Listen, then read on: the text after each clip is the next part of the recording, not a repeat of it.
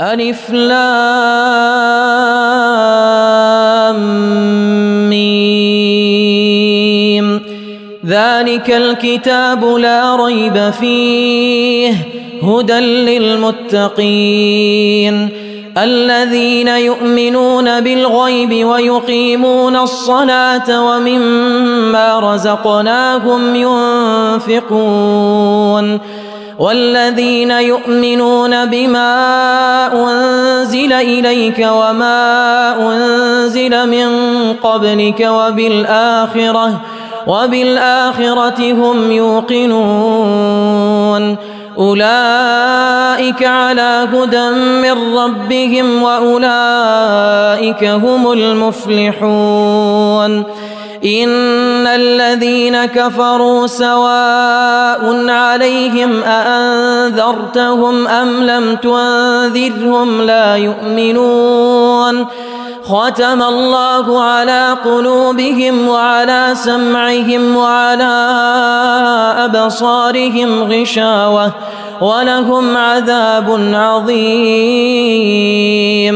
ومن الناس من يقول آمنا بالله وباليوم الآخر وما هم بمؤمنين يخادعون الله والذين آمنوا وما يخدعون إلا أنفسهم وما يشعرون في قلوبهم مرض فزادهم الله مرضا ولهم عذاب أليم بما كانوا يكذبون وإذا قيل لهم لا تفسدوا في الأرض قالوا إنما نحن مصلحون ألا إنهم هم المفسدون ولكن لا يشعرون وإذا قيل لهم آمنوا كما آمن الناس قالوا أنؤمن كما آمن السفهاء ألا إنهم هم السفهاء ولكن لا يعلمون وإذا لقوا الذين آمنوا قالوا آمنا وإذا خلوا إلى شياطينهم قالوا إنا معكم إنما نحن مستهزئون الله يستهزئ بهم ويمدهم في طغيانهم يعمهون أولئك الذين اشتروا الضلالة بالهدى فما ربحت تجارتهم وما كانوا مهتدين مثلهم كمثل الذي استوقد نارا فلما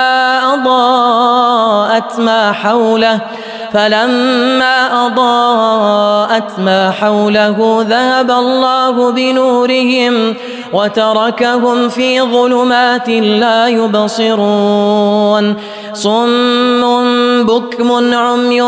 فهم لا يرجعون أو كصيب من السماء فيه ظلمات ورعد وبرق يجعلون أصابعهم في آذانهم من الصواعق حذر الموت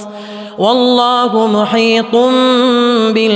بالكافرين يكاد البرق يخطف أبصارهم كلما أضاء لهم مشوا فيه وإذا أظلم عليهم قاموا ولو شاء الله لذهب بسمعهم وأبصارهم إن الله على كل شيء قدير يا أيها الناس اعبدوا ربكم الذي خلقكم والذين من قبلكم لعلكم تتقون الذي جعل لكم الأرض فراشا والسماء بناء وأنزل من السماء ماء فأخرج به من الثمرات رزقا لكم فلا تجعلوا لله أندادا وأنتم تعلمون وإن كنتم في ريب مما نزلنا على عبدنا فأتوا بسورة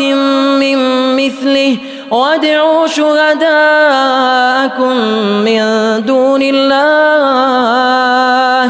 إن كنتم صادقين فإن لم تفعلوا ولن تفعلوا فاتقوا النار التي وقودها الناس والحجارة أعدت للكافرين وبشر الذين آمنوا وعملوا الصالحات أن لهم جنات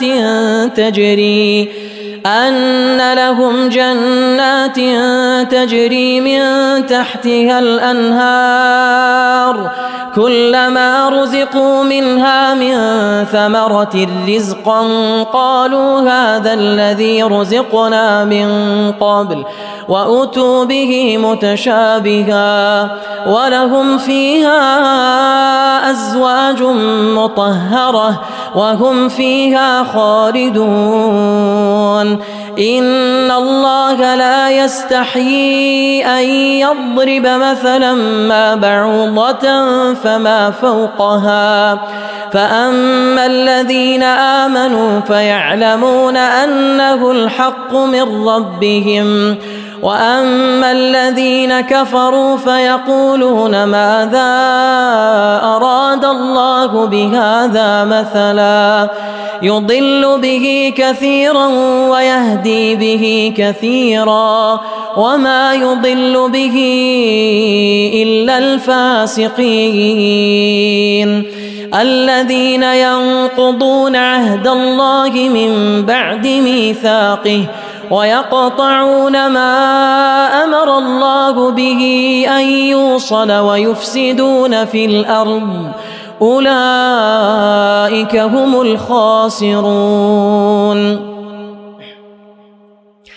كيف تكفرون بالله وكنتم أمواتا فأحياكم ثم يميتكم ثم يحييكم ثم إليه ترجعون هو الذي خلق لكم ما في الأرض جميعا ثم استوى إلى السماء فسواهن 7 سماوات وهو بكل شيء عليم وإذ قال ربك للملائكة إني جاعل في الأرض خليفة قالوا أتجعل فيها من يفسد فيها ويسفك الدماء ونحن نسبح بحمدك ونقدس لك قال إني أعلم ما لا تعلمون وعلم آدم الأسماء كلها ثم عرضهم على الملائكة فقال أنبئوني بأسماء هؤلاء إن كنتم صادقين قالوا سبحانك لا علم لنا إلا ما علمتنا إنك أنت العليم الحكيم قال يا آدم أنبئهم بأسمائهم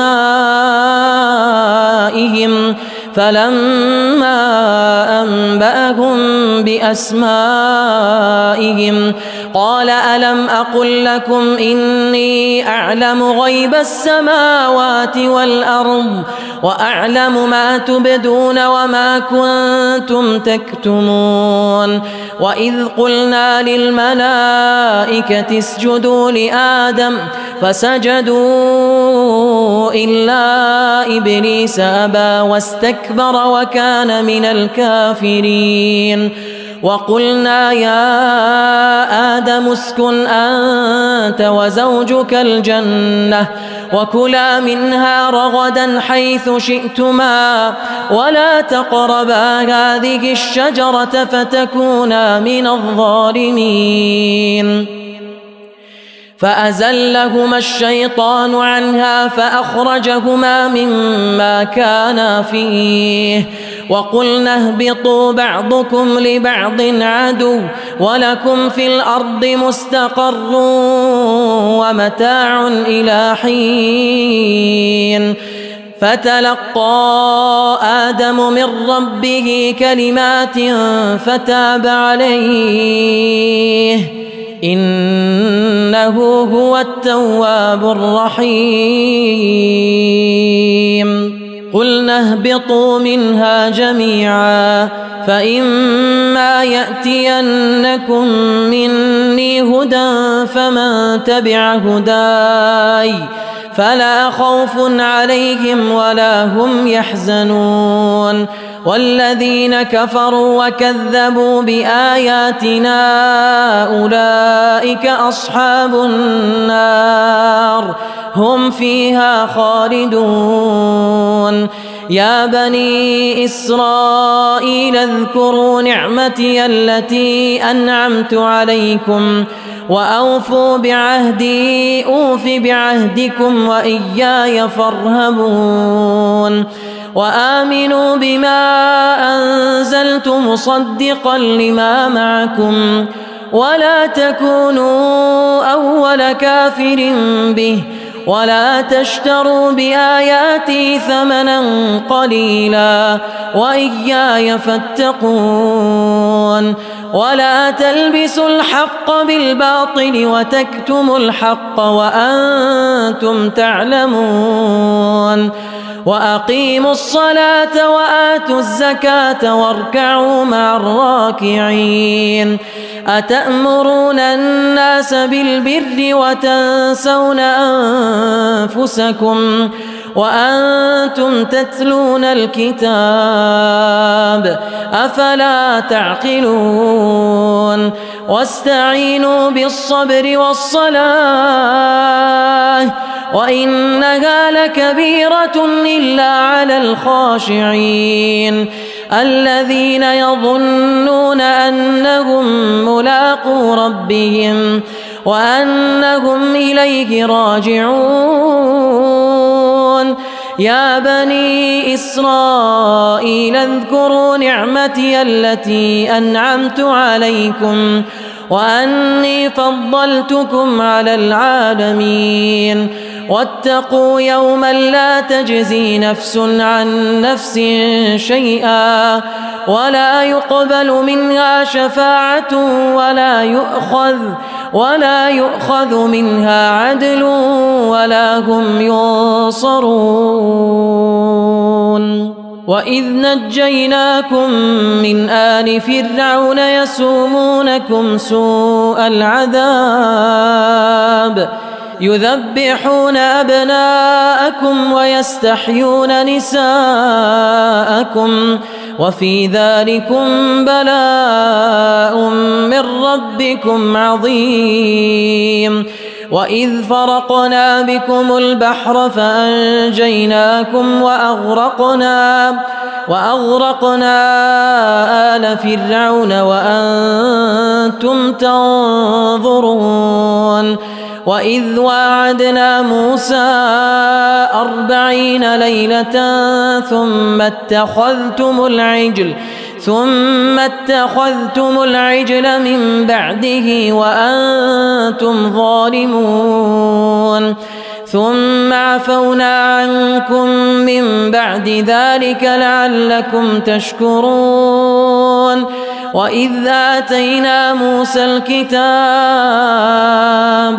وإذ آتينا موسى الكتاب والفرقان لعلكم تهتدون وإذ قال موسى لقومه يا قوم إنكم ظلمتم أنفسكم باتخاذكم العجل فتوبوا إلى بارئكم فاقتلوا أنفسكم ذلكم خير لكم عند بارئكم فتاب عليكم إنه هو التواب الرحيم وإذ قلتم يا موسى لن نؤمن لك حتى نرى الله جهرة فأخذتكم الصاعقة وأنتم تنظرون ثم بعثناكم من بعد موتكم لعلكم تشكرون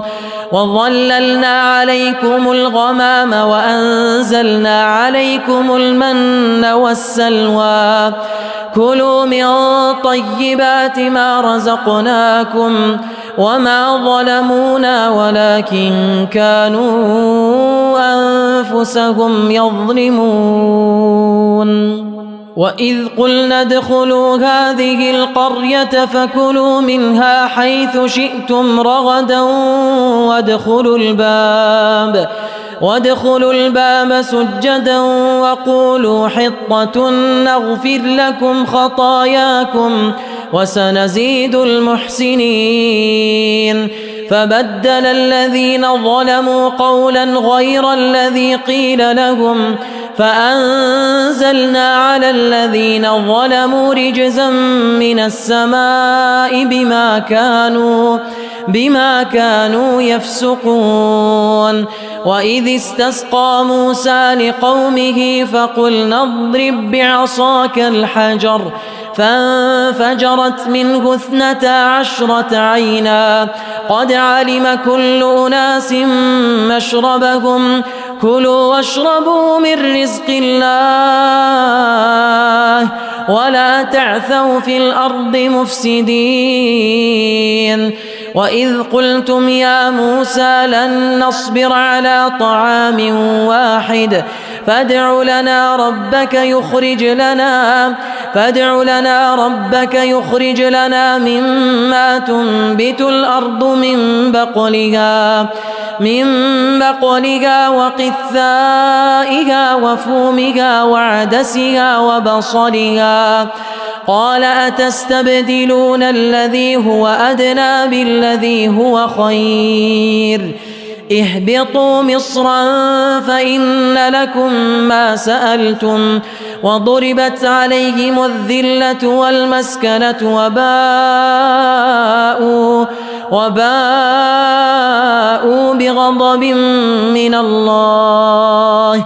ذلك بأنهم كانوا يكفرون بآيات الله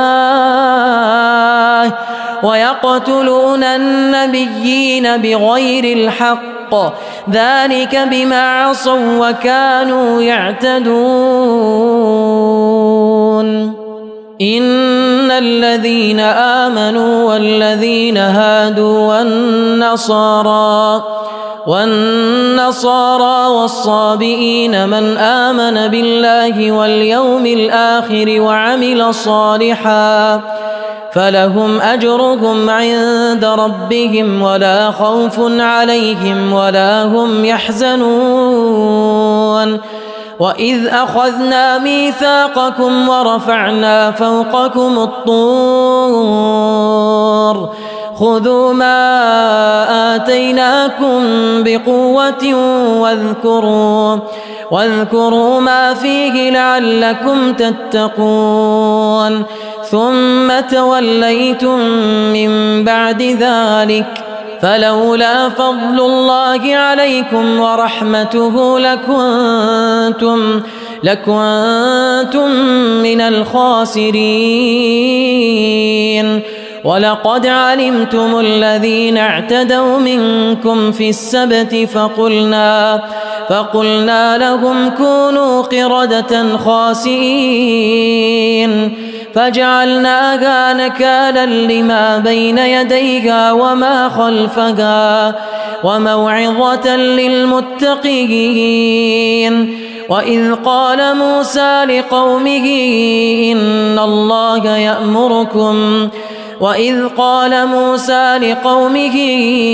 إن الله يأمركم أن تذبحوا بقرة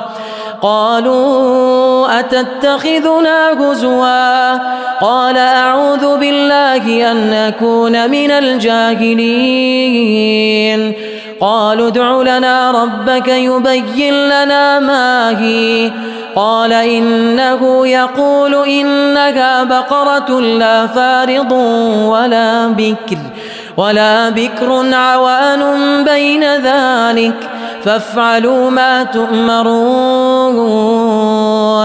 قالوا ادع لنا ربك يبين لنا ما لونها قال إنه يقول إنها بقرة صفراء فاقع لونها تسر الناظرين قالوا ادع لنا ربك يبين لنا ما هي إن البقرة شابه علينا وإنا إن شاء الله لمهتدون قال إنه يقول إنها بقرة لا ذلول تثير الأرض ولا تسقي الحرث مسلمة لا شية فيها قالوا الآن جئت بالحق فذبحوها وما كادوا يفعلون وإذ قتلتم نفسا فادارأتم فيها والله مخرج ما كنتم تكتمون فقلنا اضربوه ببعضها كذلك يحيي الله الموتى ويريكم آياته لعلكم تعقلون ثم قست قلوبكم من بعد ذلك فهي كالحجارة أو أشد قسوة وإن من الحجارة لما يتفجر منه الأنهار وإن منها لما يشقق فيخرج منه الماء وإن منها لما يهبط من خشية الله وما الله بغافل عما تعملون أفتطمعون أن يؤمنوا لكم وقد كان فريق منهم يسمعون كلام الله ثم يحرفونه من بعد ما عقلوه وهم يعلمون وإذا لقوا الذين آمنوا قالوا آمنا وإذا خلا بعضهم إلى بعض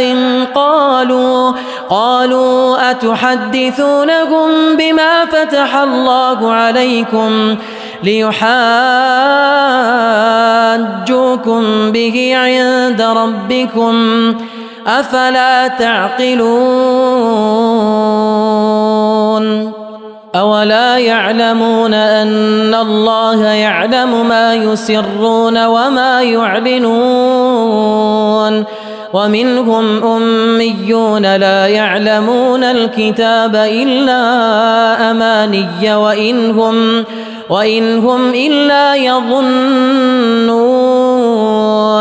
فويل للذين يكتبون الكتاب بأيديهم ثم يقولون هذا من عند الله ليشتروا به ثمنا قليلا فويل لهم مما كتبت أيديهم وويل لهم مما يكسبون وقالوا لن تمسنا النار إلا أياما معدودة قل أتخذتم عند الله عهدا فلن يخلف الله عهده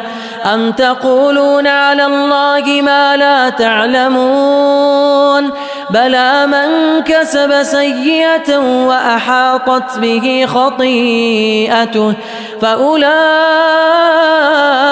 أصحاب النار هم فيها خالدون والذين آمنوا وعملوا الصالحات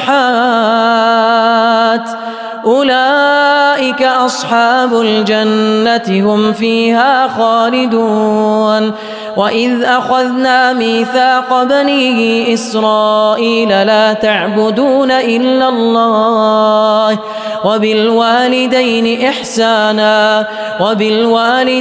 إحسانا وذي القربى واليتامى والمساكين وقولوا للناس حسنا وأقيموا الصلاة وآتوا الزكاة ثم توليتم إلا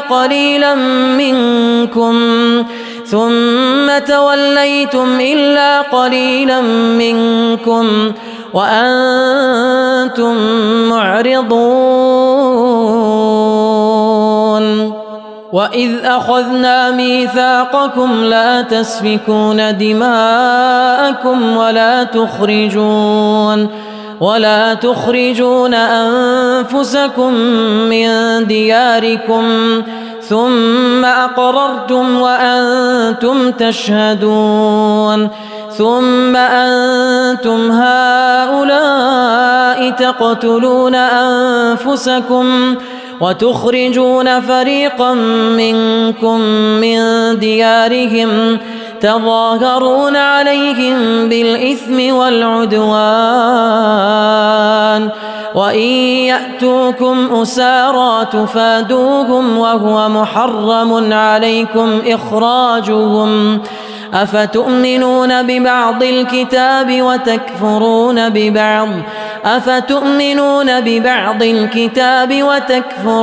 ببعض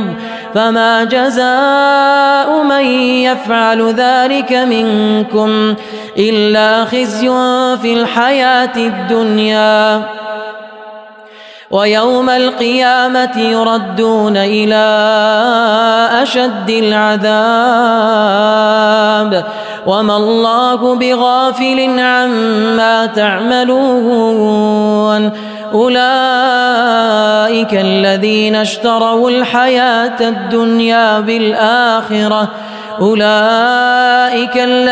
اشتروا الحياة الدنيا بالآخرة فلا يخفف عنهم العذاب ولا هم ينصرون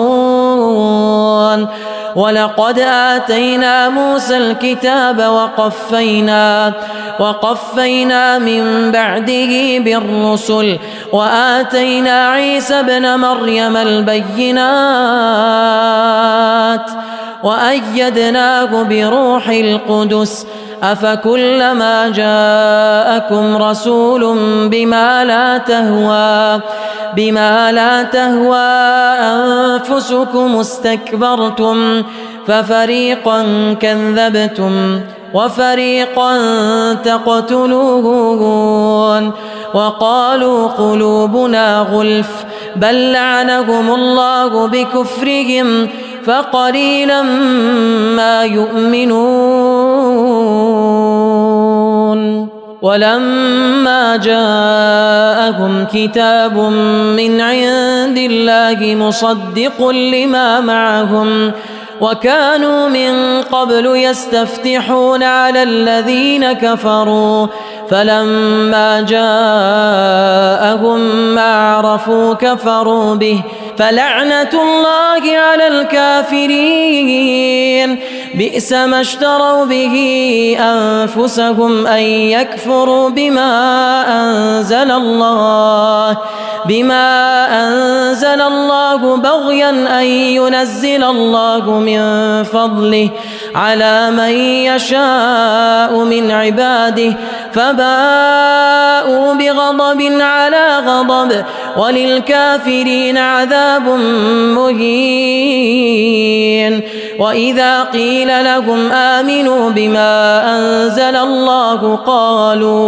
قالوا نؤمن بما أنزل علينا ويكفرون بما وراءه وهو الحق مصدقا لما معهم قل فلم تقتلون أنبياء الله من قبل إن كنتم مؤمنين ولقد جاءكم موسى بالبينات ثم اتخذتم العجل من بعده وأنتم ظالمون وإذ أخذنا ميثاقكم ورفعنا فوقكم الطور خذوا ما آتيناكم بقوة واسمعوا قالوا سمعنا وعصينا وأشربوا في قلوبهم العجل بكفرهم قل بئس ما يأمركم به إيمانكم إن كنتم مؤمنين قل إن كانت لكم الدار الآخرة عند الله خالصة من دون الناس فتمنوا الموت إن كنتم صادقين ولن يتمنوه أبدا بما قدمت أيديهم والله عليم بالظالمين ولتجدنهم أحرص الناس على حياة ومن الذين أشركوا يود أحدهم لو يعمر 1000 سنة وما هو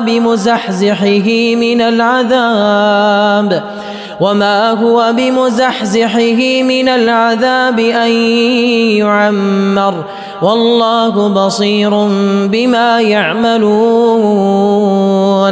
قل من كان عدوا لجبريل فإنه نزله على قلبك بإذن الله مصدقا لما بين يديه وهدى وبشرى للمؤمنين من كان عدوا لله وملائكته ورسله وجبريل وميكال فإن الله عدو للكافرين ولقد أنزلنا إليك آيات بينات وما يكفر بها إلا الفاسقون أو كلما عاهدوا عهدا نبذه فريق منهم بل أكثرهم لا يؤمنون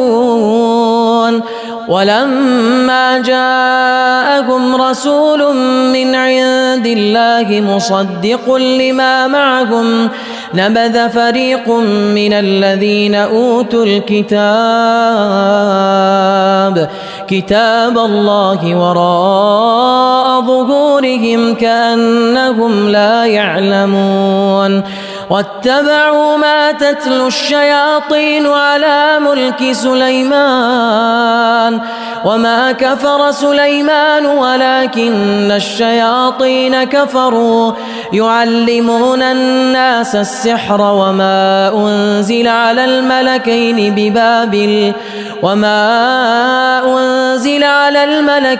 ببابل هاروت وماروت وما يعلمان من أحد حتى يقولا إنما نحن فتنة فلا تكفر فيتعلمون منهما ما يفرقون به بين المرء وزوجه وما هم بضارين به من أحد إلا بإذن الله ويتعلمون ما يضرهم ولا ينفعهم ولقد علموا لمن اشتراه ما له في الآخرة من خلاق ولبئس ما شروا به أنفسهم لو كانوا يعلمون ولو أنهم آمنوا واتقوا لمثوبة من عند الله خير لو كانوا يعلمون يا أيها الذين آمنوا لا تقولوا راعنا وقولوا انظرنا واسمعوا وللكافرين عذاب أليم ما يود الذين كفروا من أهل الكتاب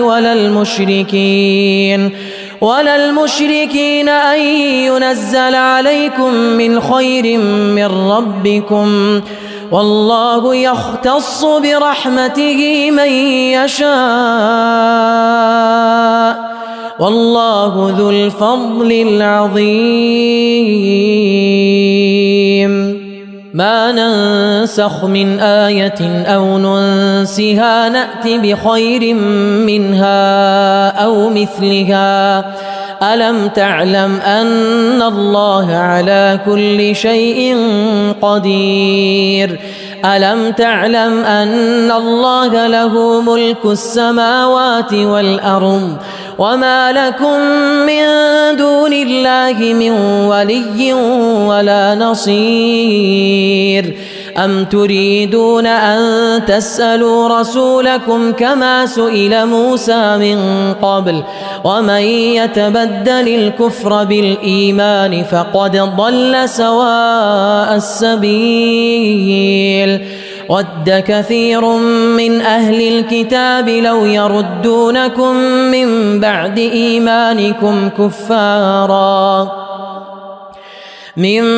إيمانكم كفارا حسدا من عند أنفسهم من بعد ما تبين لهم الحق فاعفوا واصفحوا حتى يأتي الله بأمره إن الله على كل شيء قدير وأقيموا الصلاة وآتوا الزكاة وما تقدموا لأنفسكم من خير تجدوه عند الله إن الله بما تعملون بصير وقالوا لن يدخل الجنة إلا من كان هودا أو نصارى تلك أمانيهم قل هاتوا برهانكم إن كنتم صادقين بلى من أسلم وجهه لله وهو محسن فله أجره عند ربه ولا خوف عليهم ولا هم يحزنون وقالت اليهود ليست النصارى على شيء وقالت النصارى ليست اليهود على شيء وهم يتلون الكتاب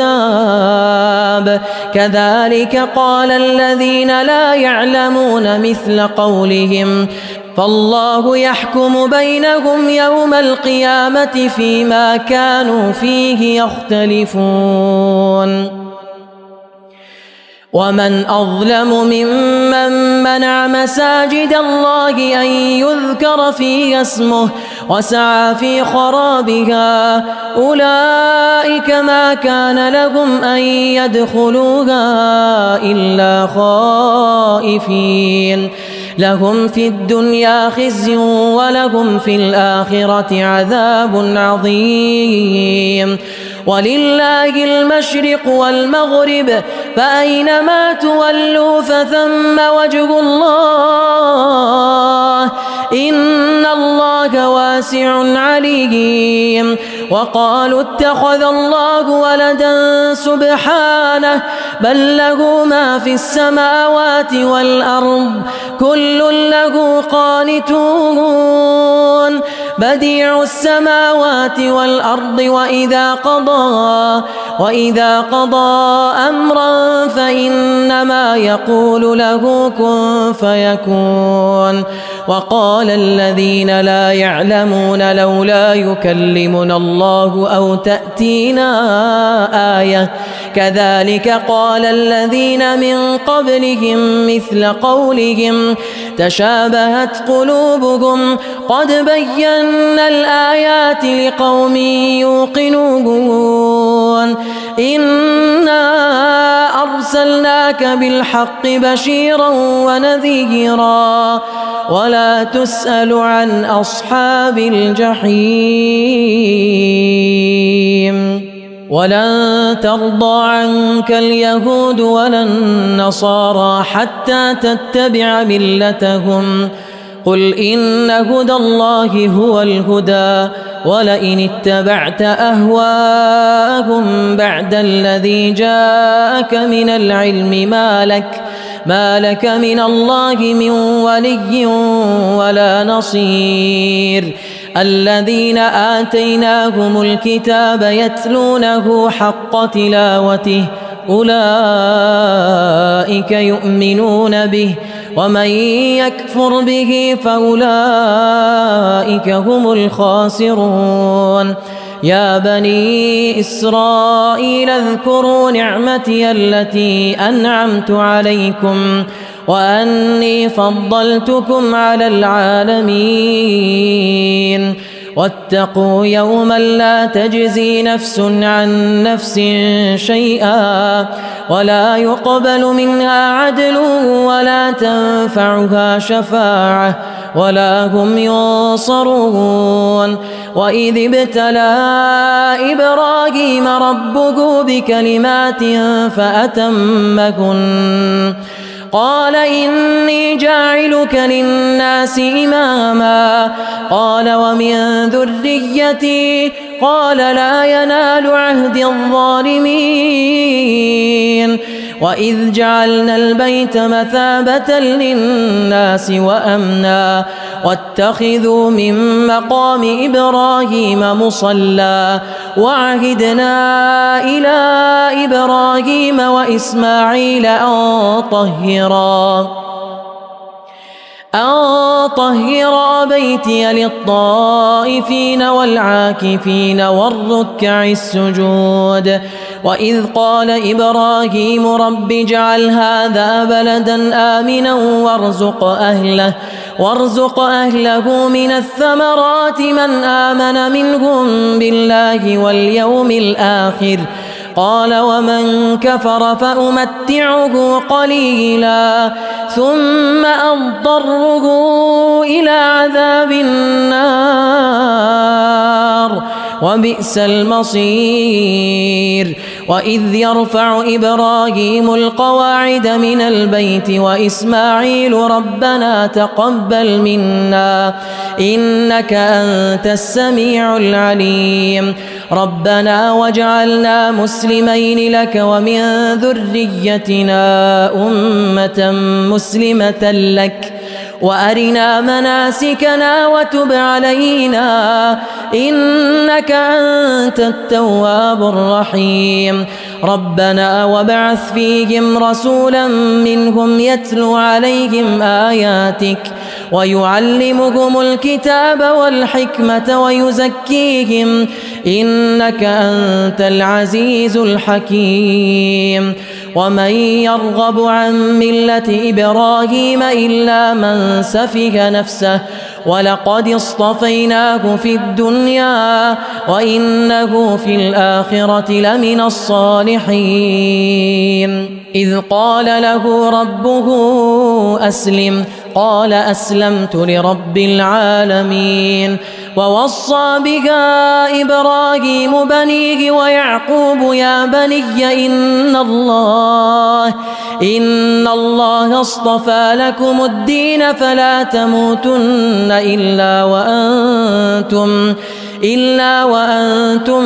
مسلمون أم كنتم شهداء إذ حضر يعقوب الموت إذ قال لبنيه ما تعبدون من بعدي قالوا نعبد إلهك وإله آبائك إبراهيم وإسماعيل وإسحاق إلها واحدا ونحن له مسلمون تلك أمة قد خلت لها ما كسبت ولكم ما كسبتم ولا تسألون عما كانوا يعملون وقالوا كونوا هودا أو نصارى تهتدوا قل بل ملة إبراهيم حنيفا وما كان من المشركين قولوا آمنا بالله وما أنزل إلينا وما أنزل إلى إبراهيم وإسماعيل وإسحاق ويعقوب والأسباط وما أوتي موسى وعيسى وما أوتي النبيون من ربهم لا نفرق بين أحد منهم ونحن له مسلمون فإن آمنوا بمثل ما آمنتم به فقد اهتدوا وإن تولوا فإنما هم في شقاق فسيكفيكهم الله وهو السميع العليم صبغة الله ومن أحسن من الله صبغة ونحن له عابدون قل أتحاجوننا في الله وهو ربنا وربكم ولنا أعمالنا ولكم أعمالكم ونحن له مخلصون أم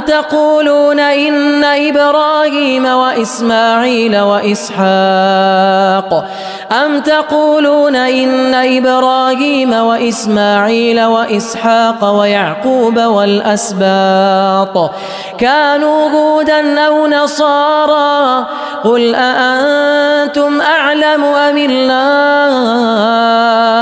ومن أظلم ممن كتم شهادة عنده من الله وما الله بغافل عما تعملون تلك أمة قد خلت لها ما كسبت ولكم ما كسبتم ولا تسألون عما كانوا يعملون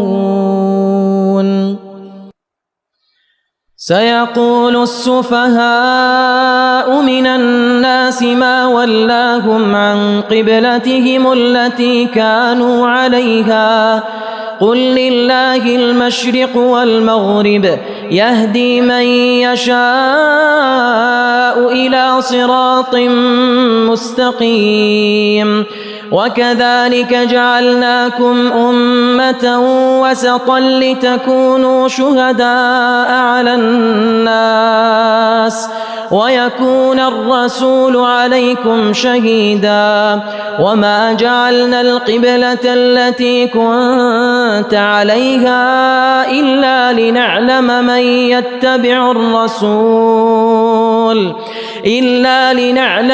يتبع الرسول ممن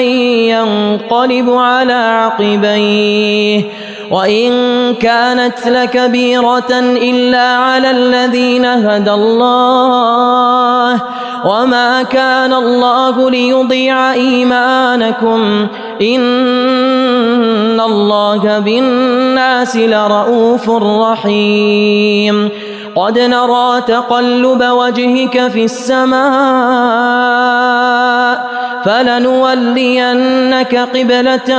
ترضاها فول وجهك شطر المسجد الحرام وحيث ما كنتم فولوا وجوهكم شطره وإن الذين أوتوا الكتاب ليعلمون أنه الحق من ربهم وما الله بغافل عما يعملون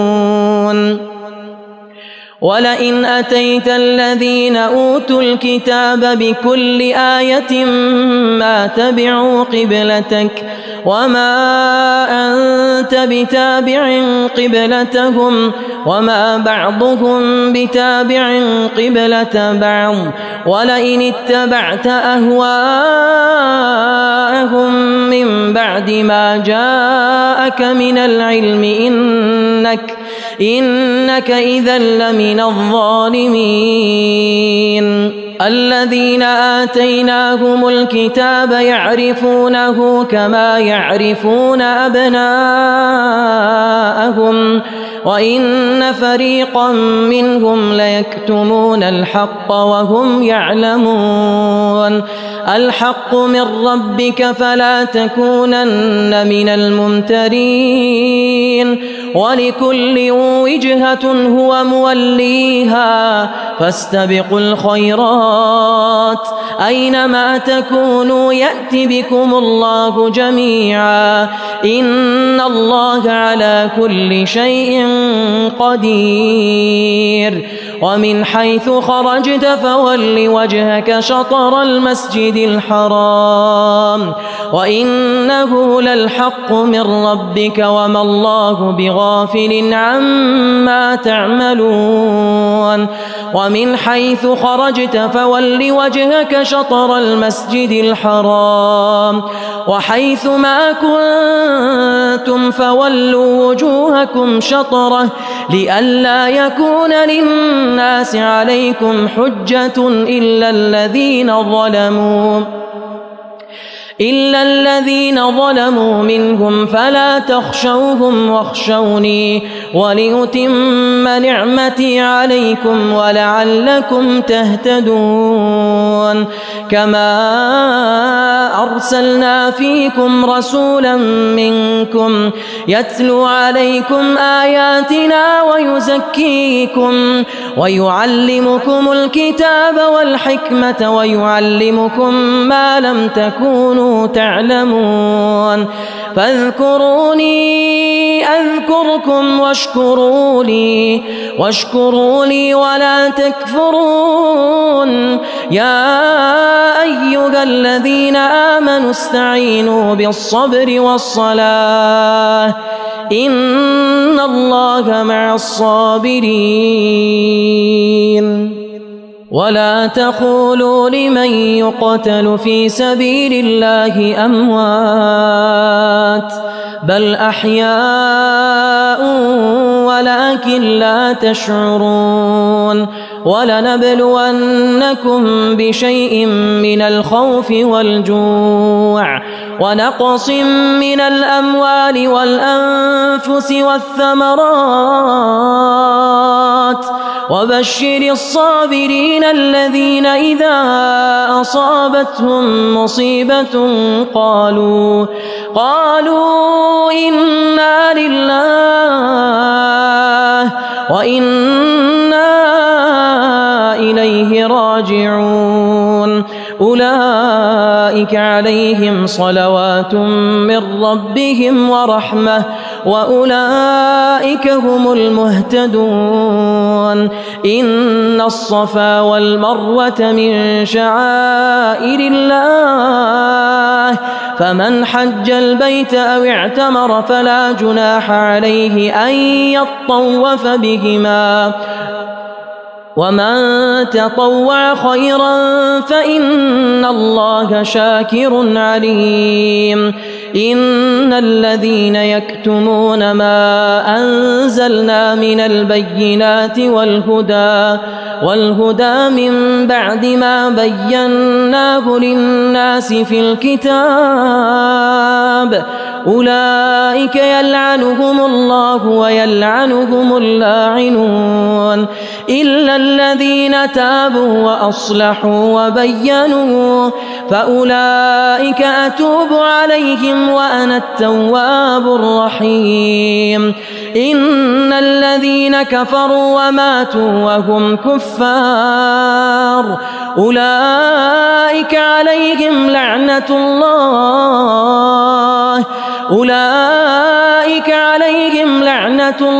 والملائكة والناس أجمعين خالدين فيها لا يخفف عنهم العذاب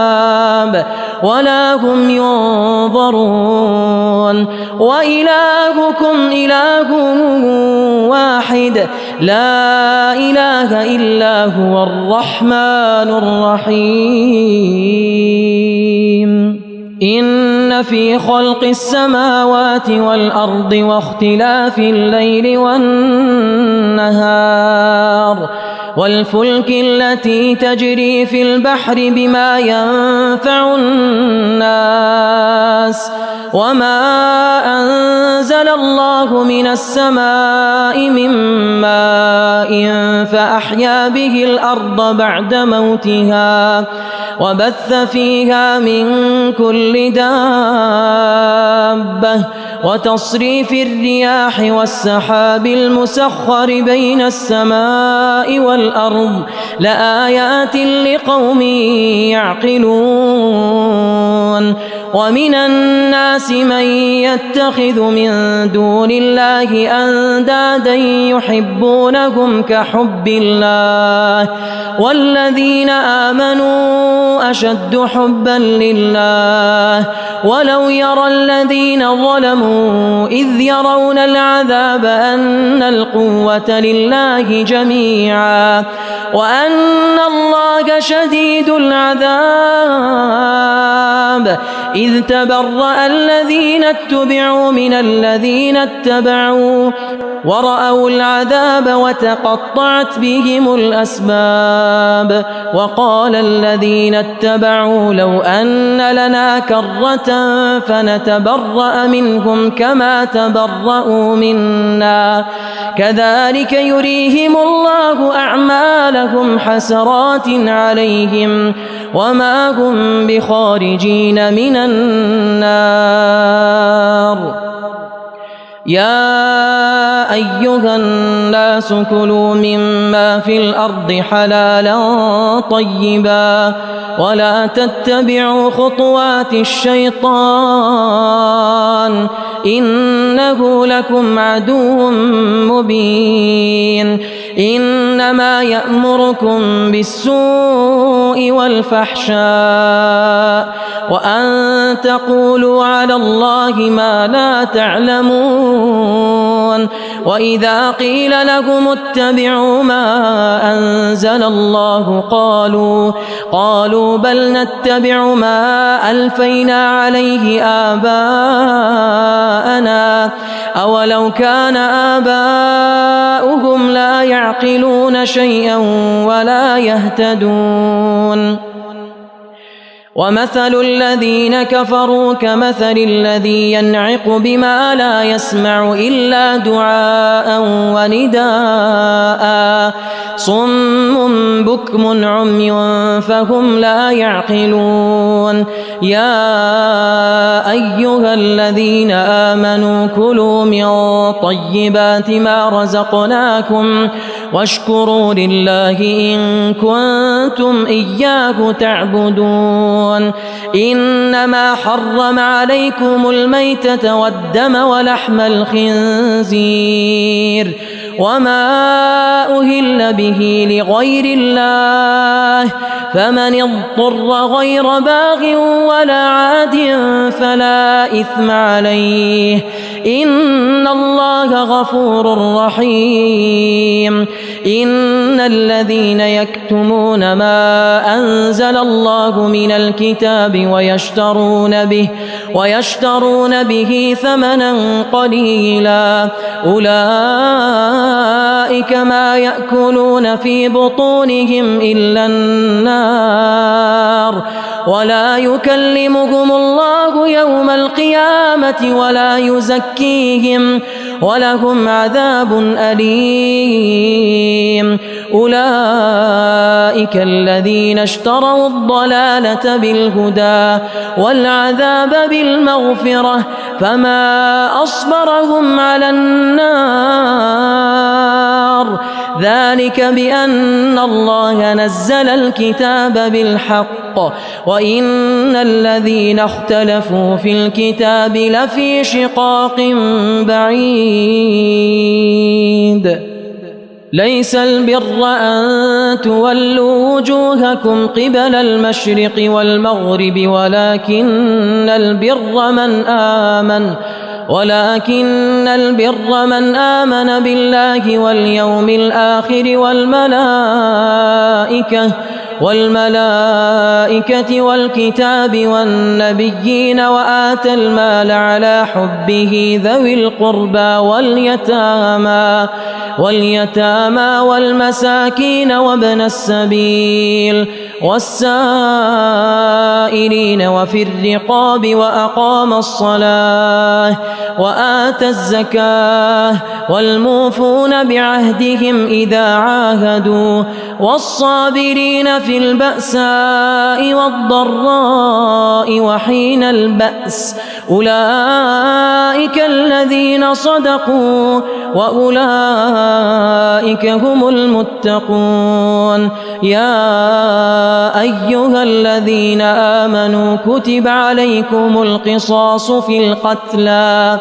الحر بالحر والعبد بالعبد والأنثى بالأنثى فمن عفي له من أخيه شيء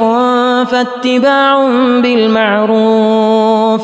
وأداء إليه بإحسان ذلك تخفيف من ربكم ورحمة فمن اعتدى بعد ذلك فله عذاب أليم. ولكم في القصاص حياة يا أولي الألباب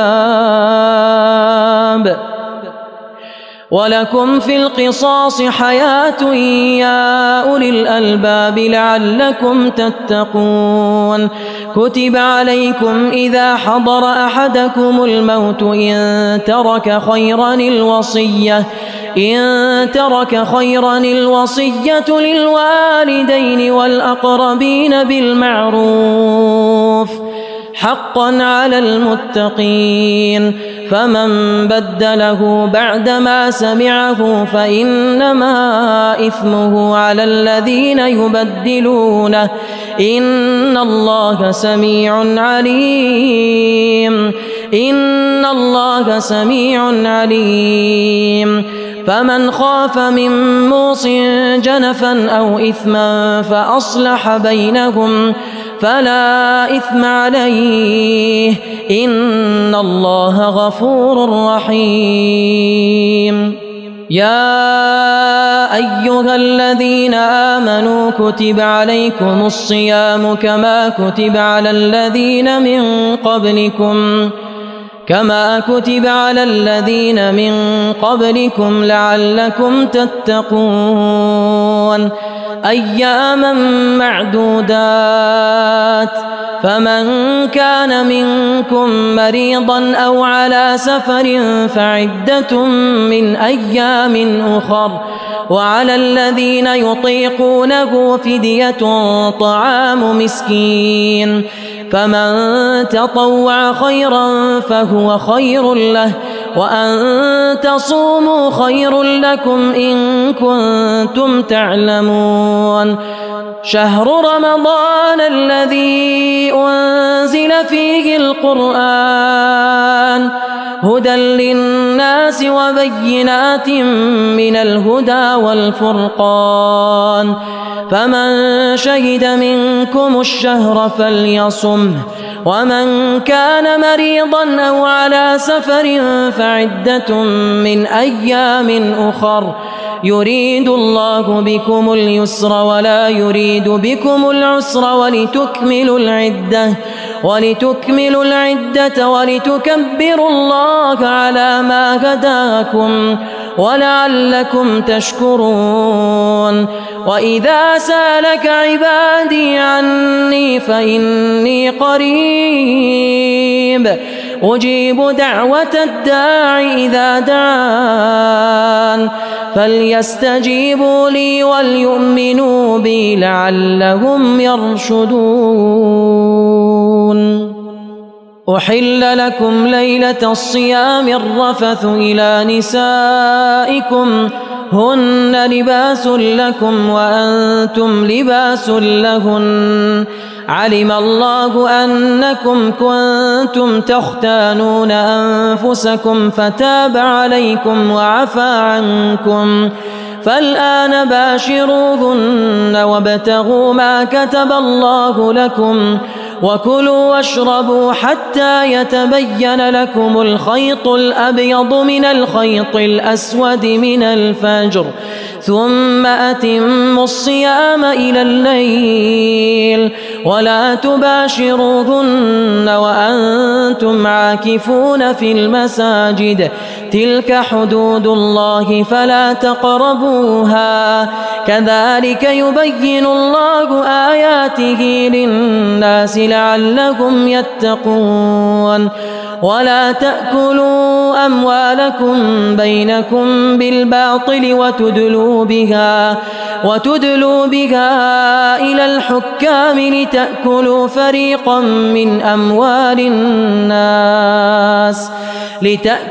فريقا من أموال الناس بالإثم وأنتم تعلمون يسألونك عن الأهلة قل هي مواقيت للناس والحج وليس البر بأن تأتوا البيوت من ظهورها ولكن البر من اتقى وأتوا البيوت من أبوابها واتقوا الله لعلكم تفلحون وقاتلوا في سبيل الله الذين يقاتلونكم ولا تعتدوا إن الله لا يحب المعتدين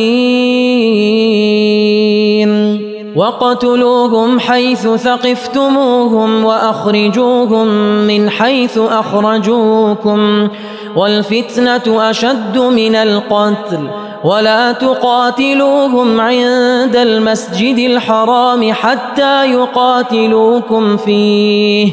فإن قاتلوكم فاقتلوهم كذلك جزاء الكافرين فإن انتهوا فإن الله غفور رحيم وقاتلوهم حتى لا تكون فتنة ويكون الدين لله فإن انتهوا فلا عدوان إلا على الظالمين الشهر الحرام بالشهر الحرام والحرمات قصاص فمن اعتدى عليكم فاعتدوا عليه بمثل ما اعتدى عليكم واتقوا الله واعلموا أن الله مع المتقين وأنفقوا في سبيل الله ولا تلقوا بأيديكم إلى التهلكة وأحسنوا إن الله يحب المحسنين وأتموا الحج والعمرة لله فإن أحصرتم فما استيسر من الهدي ولا تحلقوا رؤوسكم حتى يبلغ الهدي محله فمن كان منكم مريضا أو به أذى من رأسه ففدية من صيام أو صدقة أو نسك فإذا أمنتم فمن تمتع بالعمرة إلى الحج فما استيسر من الهدي فمن لم يجد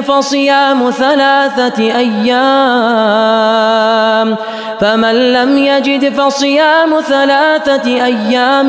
في الحج و7 إذا رجعتم تلك 10 كاملة ذلك لمن لم يكن أهله حاضر المسجد الحرام واتقوا الله واعلموا أن الله شديد العقاب الحج أشهر معلومات فمن فرض فيهن الحج فلا رفث ولا فسوق ولا جدال في الحج وما تفعلوا من خير يعلمه الله وتزودوا فإن خير الزاد التقوى واتقون يا أولي الألباب ليس عليكم جناح أن تبتغوا فضلا من ربكم فإذا أفضتم من عرفات فاذكروا الله عند المشعر الحرام واذكروه كما هداكم وإن كنتم من قبله لمن الضالين ثم أفيدوا أفيضوا من حيث أفاض الناس واستغفروا الله إن الله غفور رحيم فإذا قضيتم مناسككم فاذكروا الله كذكركم آباءكم أو أشد ذكرا فمن الناس من يقول ربنا آتنا في الدنيا وما له في الآخرة من خلاق ومنهم من يقول ربنا آتنا في الدنيا حسنة وفي الآخرة حسنة وقنا عذاب النار أولئك لهم نصيب مما كسبوا والله سريع الحساب واذكروا الله في أيام معدودات فمن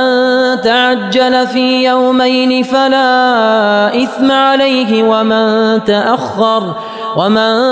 تأخر فلا إثم عليه لمن اتقى واتقوا الله واعلموا أنكم إليه تحشرون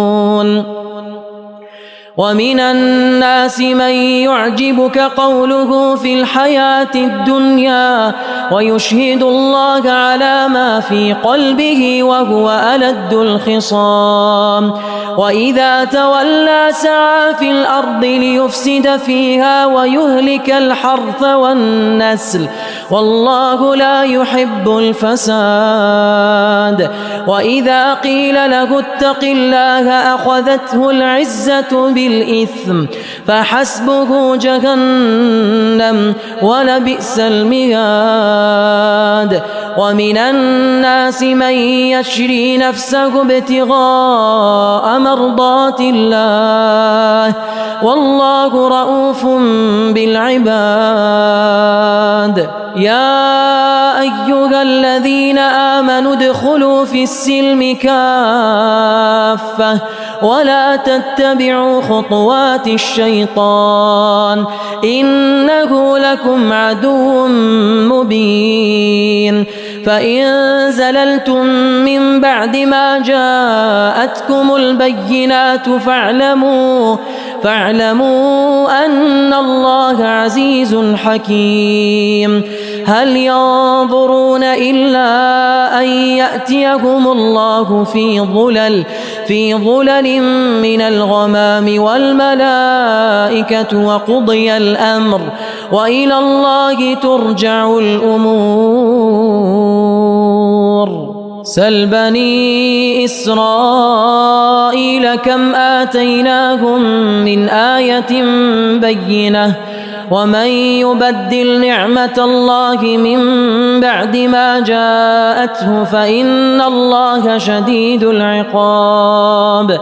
زين للذين كفروا الحياة الدنيا ويسخرون من الذين آمنوا والذين اتقوا فوقهم يوم القيامة والله يرزق من يشاء بغير حساب كان الناس أمة واحدة فبعث الله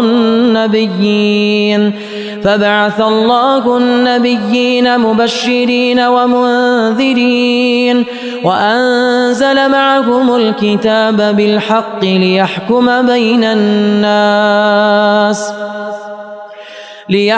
بين الناس فيما اختلفوا فيه وما اختلف فيه إلا الذين أوتوه من بعد ما جاءتهم البينات بغيا بينهم فهدى الله الذين آمنوا لما اختلفوا فيه من الحق بإذنه والله يهدي من يشاء إلى صراط مستقيم أم حسبتم أن تدخلوا الجنة ولما يأتكم مثل الذين خلوا من قبلكم مستهم البأساء والضراء وزلزلوا حتى يقول الرسول والذين آمنوا معه متى نصر الله ألا إن نصر الله قريب يسألونك ماذا ينفقون قل ما أنفقتم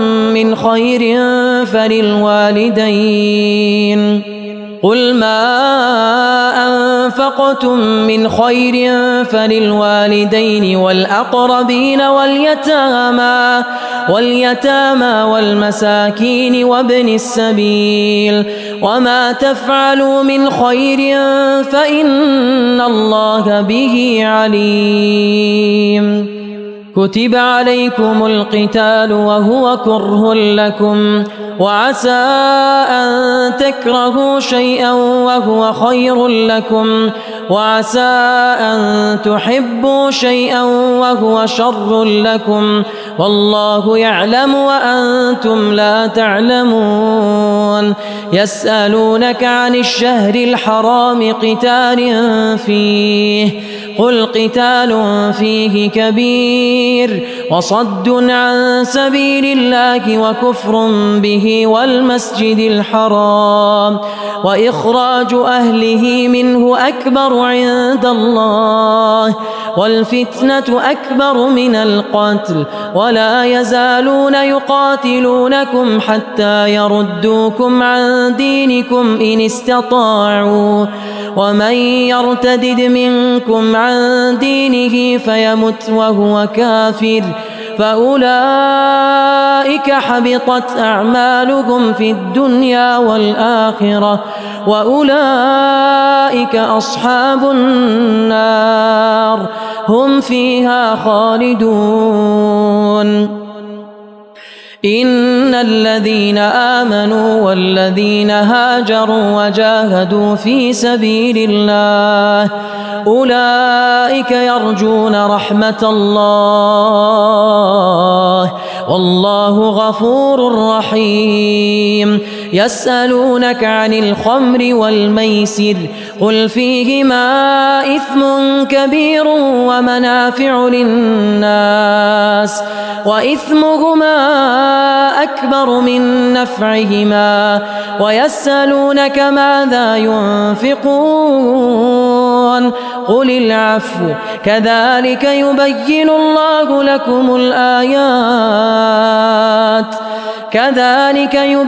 الله لكم الآيات لعلكم تتفكرون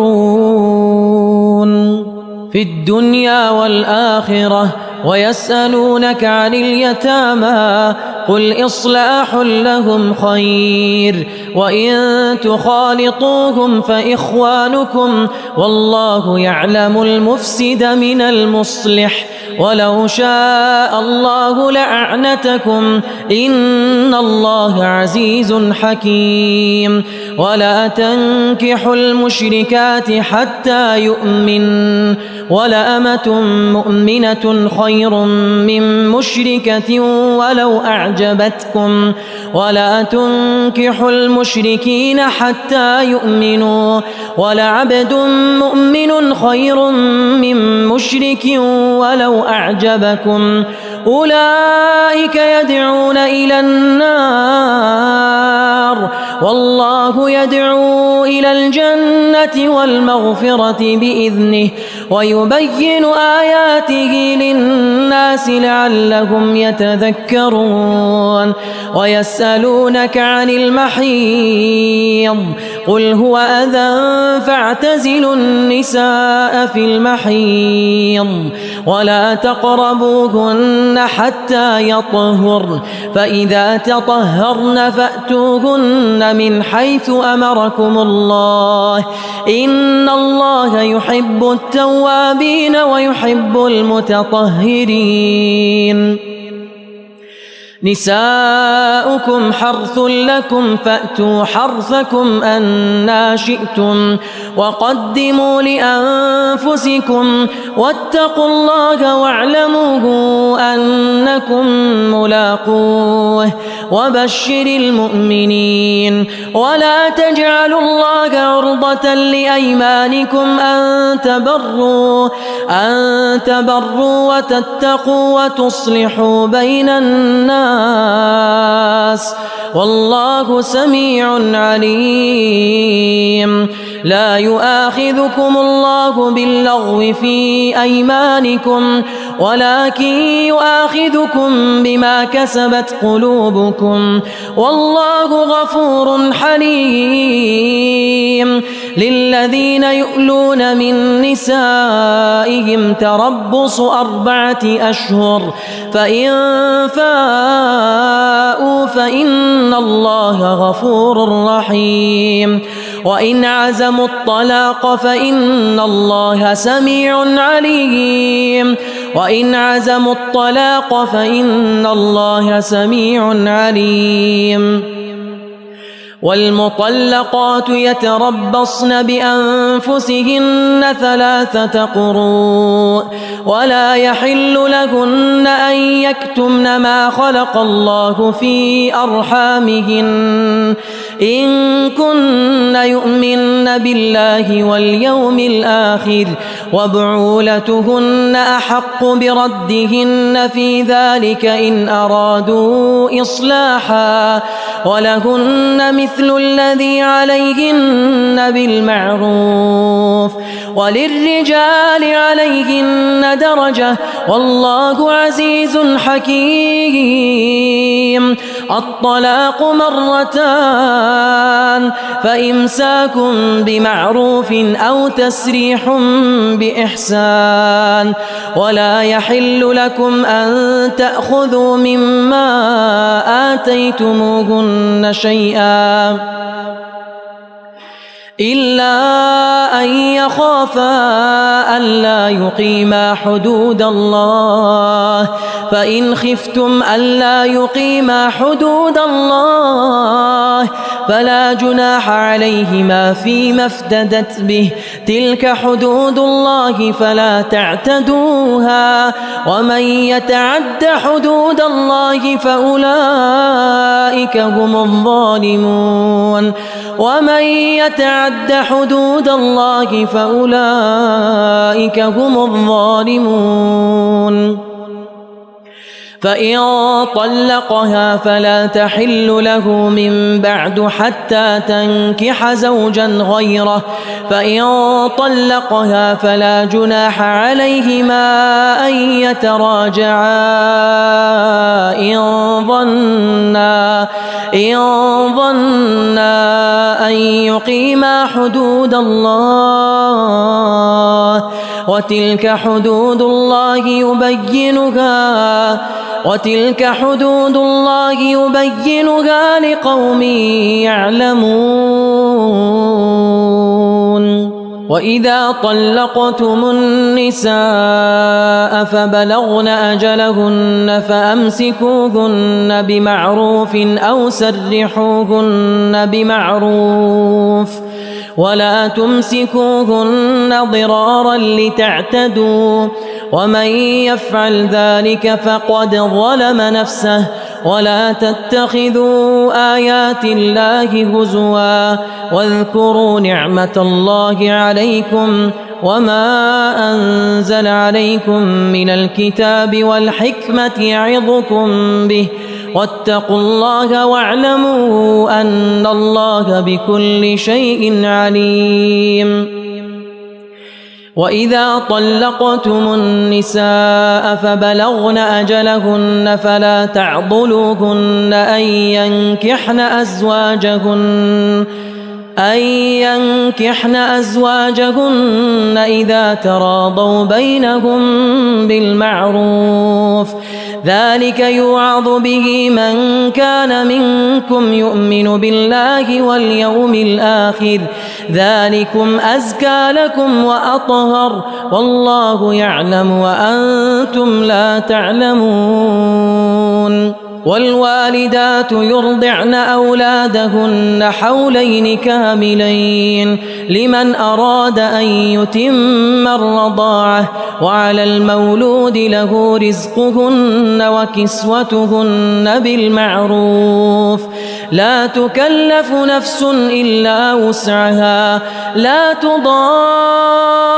والدة بولدها ولا مولود له بولده وعلى الوارث مثل ذلك فإن أرادا فصالا عن تراض منهما وتشاور فلا جناح عليهما وإن أردتم أن تسترضعوا أولادكم فلا جناح عليكم إذا سلمتم ما آتيتم بالمعروف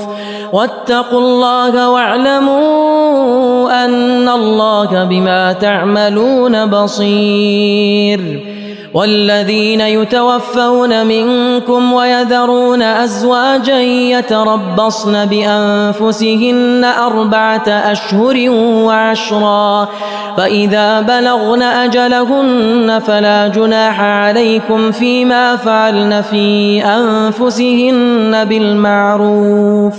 والله بما تعملون خبير ولا جناح عليكم فيما عرضتم به من خطبة النساء أو أكننتم في أنفسكم علم الله أنكم ستذكرونهن ولكن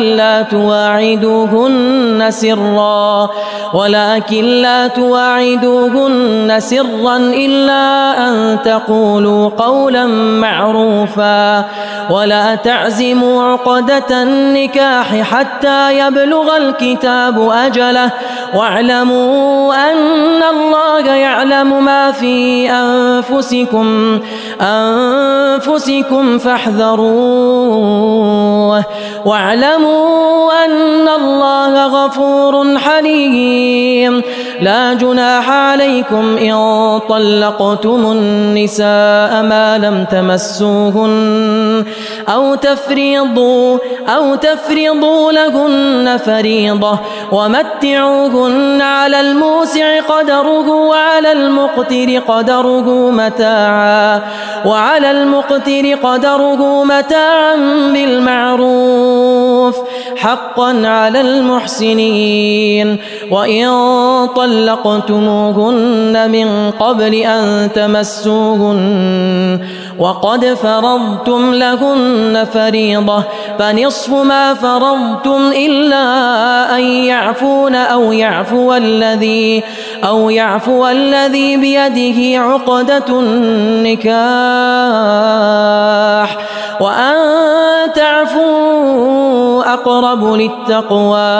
وأن تعفوا أقرب للتقوى ولا تنسوا الفضل بينكم إن الله بما تعملون بصير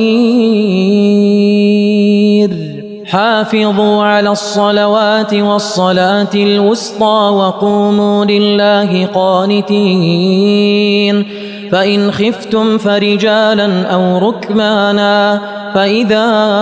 أمنتم فاذكروا الله كما علمكم ما لم تكونوا تعلمون والذين يتوفون منكم ويذرون أزواجا وصية لأزواجهم متاعا إلى الحول غير إخراج فإن خرجن فلا جناح عليكم فيما فعلن في أنفسهن من معروف والله عزيز حكيم وللمطلقات متاع بالمعروف حقا على المتقين كذلك يبين الله لكم آياته لعلكم تعقلون ألم تر إلى الذين خرجوا من ديارهم وهم ألوف حذر الموت فقال لهم الله موتوا ثم أحياهم إن الله لذو فضل على الناس ولكن أكثر الناس لا يشكرون وقاتلوا في سبيل الله واعلموا أن الله سميع عليم من ذا الذي يقرض الله قرضا حسنا فيضاعفه له أضعافا كثيرة والله يقبض ويبسط وإليه ترجعون ألم تر إلى الملأ من بني إسرائيل من بعد موسى إذ قالوا لنبي له ابعث لنا ملكا نقاتل في سبيل الله قال هل عسيتم إن كتب عليكم القتال ألا تقاتلوا قالوا وما لنا ألا نقاتل في سبيل الله وقد أخرجنا من ديارنا وأبنائنا فلما كتب عليهم القتال تولوا إلا قليلا منهم والله عليم بالظالمين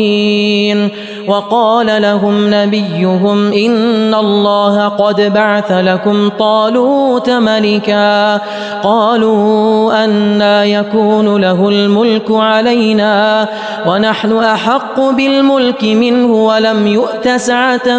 من المال قال إن الله اصطفاه عليكم وزاده بسطة في العلم والجسم والله يؤتي ملكه من يشاء والله واسع عليم وقال لهم نبيهم إن آية ملكه أن يأتيكم التابوت فيه سكينة من ربكم وبقية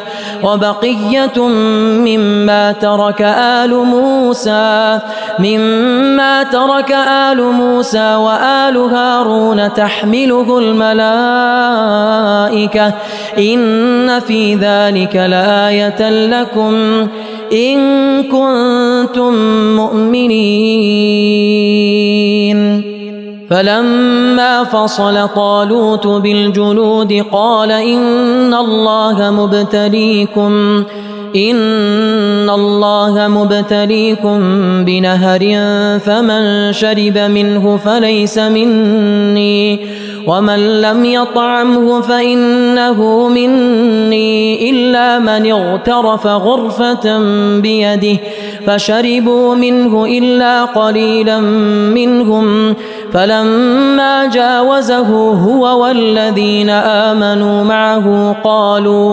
قالوا لا طاقة لنا اليوم بجالوت وجنوده قال الذين يظنون أنهم ملاقو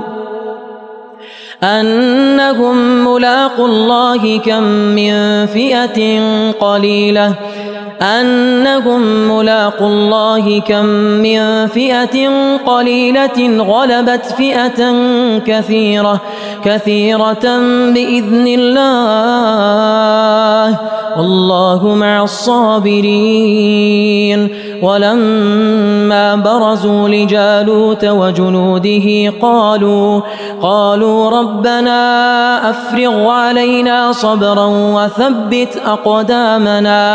وثبت أقدامنا وانصرنا على القوم الكافرين فهزموهم بإذن الله وقتل داود جالوت وآتاه الله الملك والحكمة وعلمه مما يشاء ولولا دفع الله الناس بعضهم ببعض لفسدت الأرض ولكن الله ذو فضل على العالمين تلك آيات الله نتلوها عليك بالحق وإنك لمن المرسلين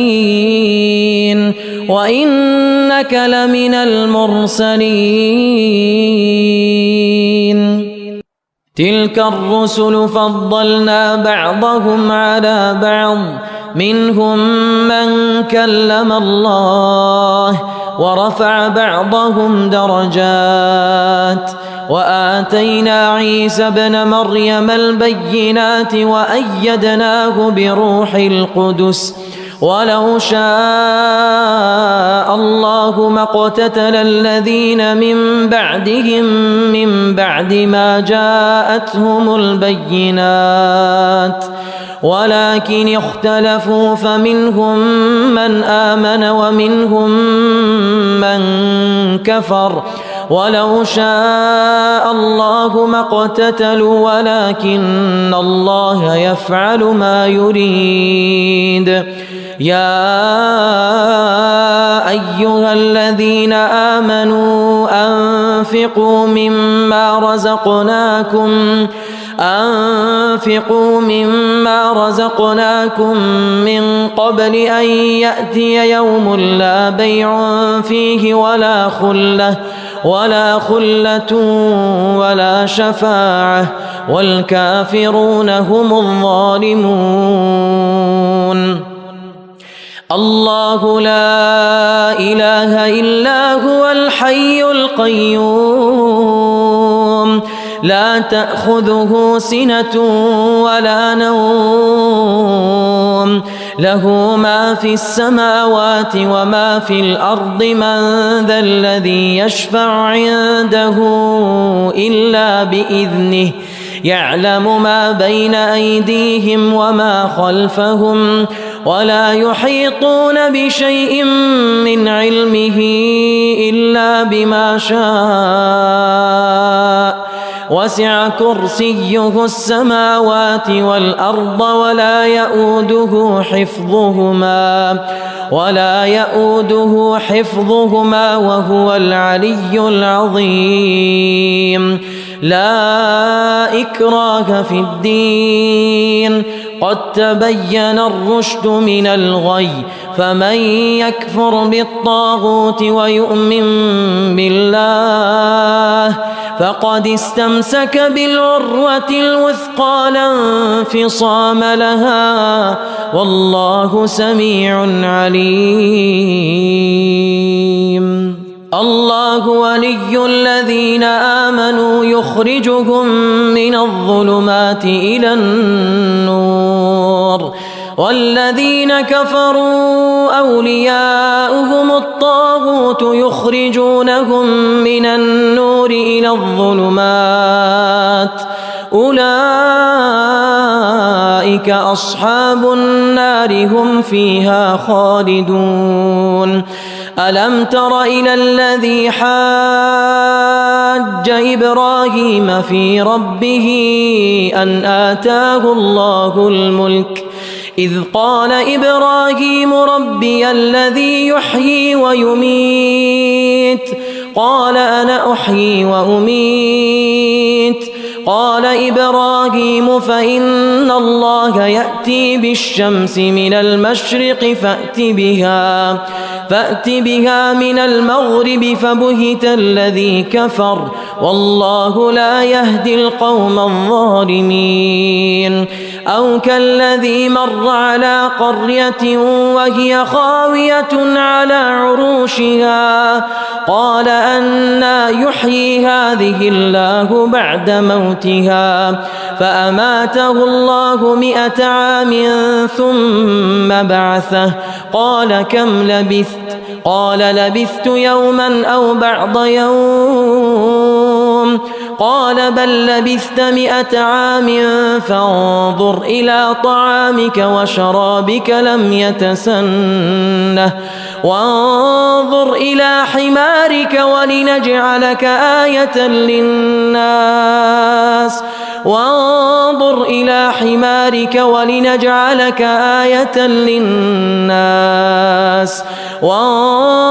إلى العظام كيف ننشزها ثم نكسوها لحما فلما تبين له قال أعلم أن الله على كل شيء قدير.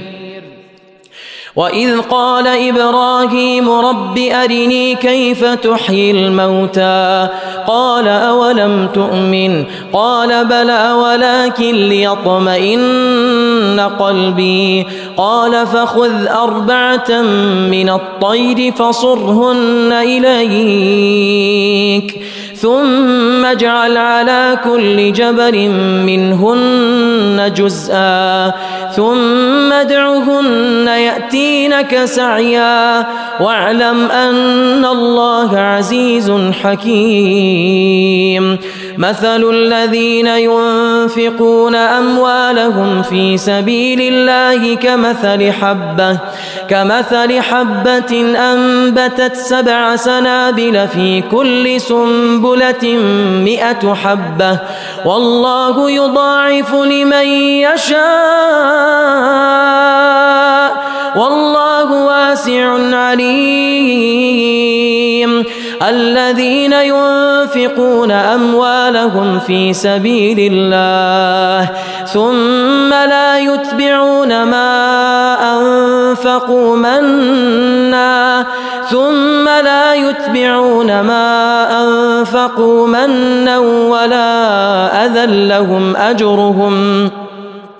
ولا أذى لهم أجرهم عند ربهم ولا خوف عليهم ولا هم يحزنون. قول معروف ومغفرة خير من صدقة يتبعها أذى والله غني حليم. يا أيها الذين آمنوا لا تبطلوا صدقاتكم بالمن والأذى كالذي ينفق ماله رئاء الناس. لا تبطلوا صدقاتكم بالمن والأذى كالذي ينفق ماله رئاء الناس ولا يؤمن بالله واليوم الآخر فمثله كمثل صفوان عليه تراب فأصابه وابل فتركه صلدا لا يقدرون على شيء مما كسبوا والله لا يهدي القوم الكافرين. ومثل الذين ينفقون أموالهم ابتغاء مرضات الله وتثبيتا من أنفسهم كمثل جنة بربوة أصابها وابل فآتت أكلها ضعفين فإن لم يصبها وابل فطل والله بما تعملون بصير. أيود أحدكم أن تكون له جنة من نخيل وأعناب تجري من تحتها الأنهار له فيها من كل الثمرات وأصابه الكبر وله ذرية ضعفاء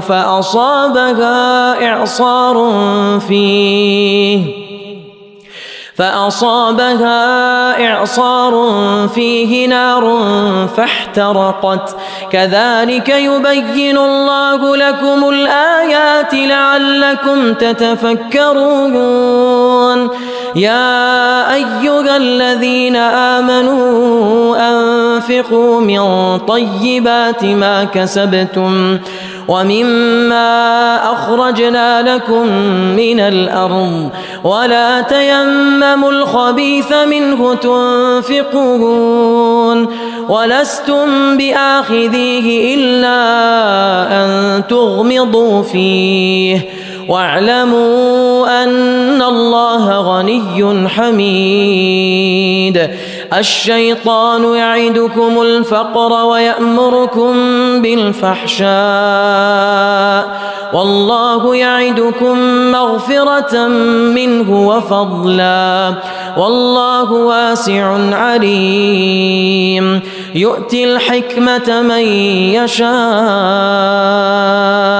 ومن يؤت الحكمة فقد أوتي خيرا كثيرا وما يذكر إلا أولو الألباب وما أنفقتم من نفقة أو نذرتم من نذر فإن الله يعلمه وما للظالمين من أنصار إن تبدوا الصدقات فنعما هي وإن تخفوها وتؤتوها الفقراء فهو خير لكم ويكفر عنكم من سيئاتكم والله بما تعملون خبير ليس عليك هداهم ولكن الله يهدي من يشاء وما تنفقوا من خير فلأنفسكم وما تنفقون إلا ابتغاء وجه الله وما تنفقوا من خير يوفى إليكم وأنتم لا تظلمون للفقراء الذين أحصروا في سبيل الله لا يستطيعون ضربا في الأرض يحسبهم الجاهل أغنياء من التعفف تعرفهم بسيماهم لا يسألون الناس إلحافا وما تنفقوا من خير فإن الله به عليم الذين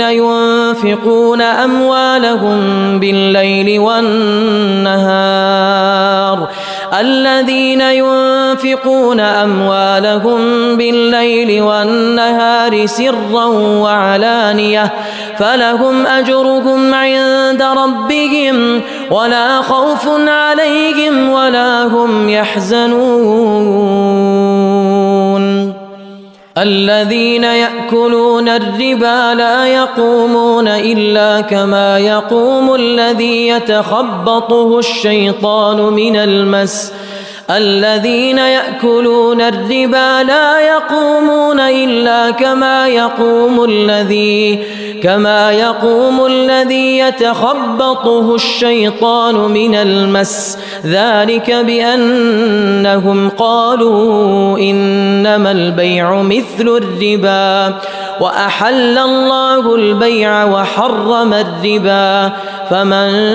جاءه موعظة من ربه فانتهى فله ما سلف وأمره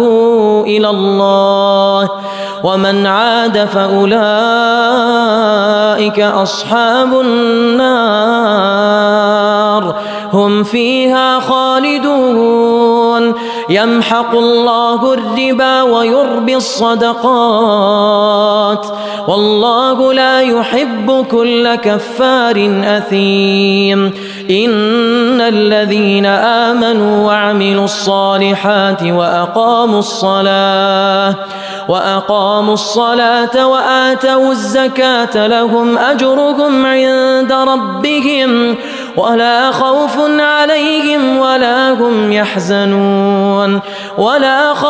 عليهم ولا هم يحزنون يا أيها الذين آمنوا اتقوا الله وذروا ما بقي من الربا إن كنتم مؤمنين فإن لم تفعلوا فأذنوا بحرب من الله ورسوله وإن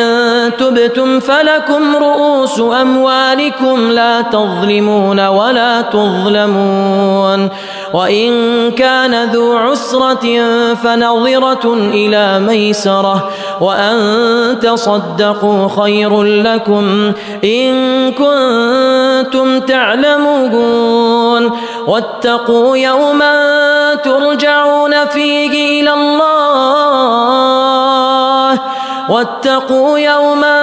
ترجعون فيه إلى الله ثم توفى كل نفس ما كسبت وهم لا يظلمون يا أيها الذين آمنوا إذا تداينتم بدين إلى أجل مسمى فاكتبوه وليكتب بينكم كاتب بالعدل ولا يأب كاتب أن يكتب كما علمه الله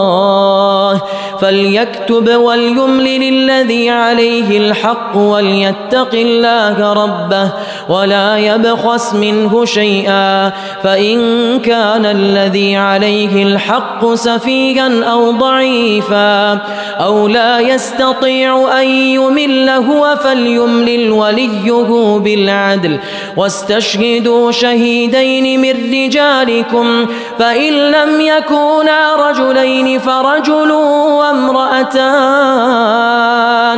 وامرأتان ممن ترضون من الشهداء أن تضل إحداهما فتذكر إحداهما الأخرى ولا يأبى الشهداء إذا ما دعوا ولا تسأموا أن تكتبوه صغيرا أو كبيرا إلى أجله ذلكم أقسط عند الله وأقوم للشهادة وأدنى ألا ترتابوا إلا أن تكون تجارة حاضرة تديرونها بينكم فليس عليكم جناح ألا تكتبوها وأشهدوا إذا تبايعتم ولا يضار كاتب ولا شهيد وإن تفعلوا فإنه فسوق بكم واتقوا الله ويعلمكم الله والله بكل شيء عليم وإن كنتم على سفر ولم تجدوا كاتبا فرهان مقبوضة فإن أمن بعضكم بعضا فليؤدي الذي ائتمن أمانته وليتق الله ربه ولا تكتموا الشهادة ومن يكتمها فإنه آثم قلبه والله بما تعملون عليم لله ما في السماوات وما في الأرض وإن تبدوا ما في أنفسكم أو تخفوه يحاسبكم به الله فيغفر لمن يشاء ويعذب من يشاء والله على كل شيء قدير. آمن الرسول بما أنزل إليه من ربه والمؤمنون كل آمن بالله وملائكته وكتبه ورسله لا نفرق بين أحد من رسله وقالوا سمعنا وأطعنا غفرانك ربنا وإليك المصير. لا يكلف الله نفسا إلا وسعها لها ما كسبت وعليها ما اكتسبت ربنا لا تؤاخذنا إن نسينا أو أخطأنا ربنا ولا تحمل علينا إصرا كما حملته على الذين من قبلنا ربنا ولا تحملنا ما لا طاقة لنا به واعف عنا واغفر لنا وارحمنا أنت مولانا فانصرنا على القوم الكافرين.